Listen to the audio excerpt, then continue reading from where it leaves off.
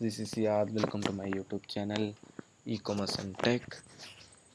This is my actually I can't remember my count. Actually, I think third or fourth video I'm posting here regarding the SQL things. So I hope those who are watching my videos getting some more insights about the topics.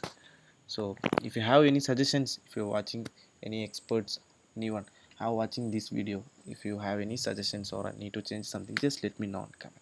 Okay, so just don't waste the time, just go into the video. So as we discussed about last day regarding table, columns, rows and the cell. So table is a logical organization of data, and the columns is used to represent one property of all the entities, and the rows we use it to represent all the properties of single entity, and the cell is the smallest unit where we store the data. So something like that. So what we are going to discuss today is about rules of EF code, which means nothing, it's some set of rules. Okay, so let's go into that. So the rules of EF code are just listed here. So the first point is the data stored in the cell must be a single value data, which means nothing. The data we are storing must be a single value. There is not be a multiple value, something like that, but be a single value. Okay, and next in RDBMS we store everything in the form of table including metadata. We already discussed everything we store in the form of tables. Here including metadata. Metadata means details about data. We can say data about data, which means, for example, let's take an example of an image. Okay, so the image is a data, it's a type of data. Okay, but image has more data, which means its size, its format, its dimensions, its pixels, something like so. That's called metadata. Okay, so that also should be stored in the form of tables. And next, according to EF code, we can store data in multiple tables if needed.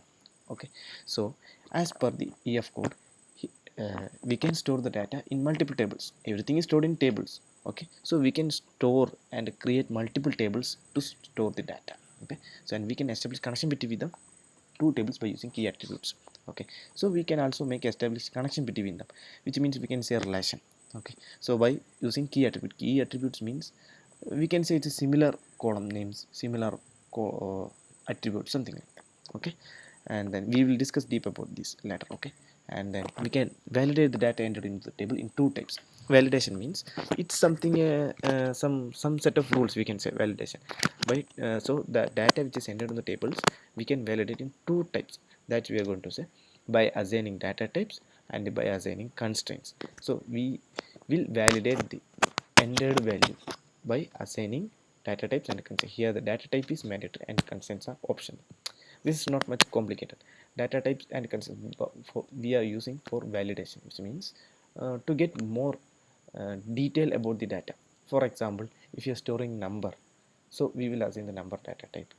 If you are storing some names, so we will use character and varchar. Okay, we will discuss about detail about from tomorrow. Okay, thank you so much.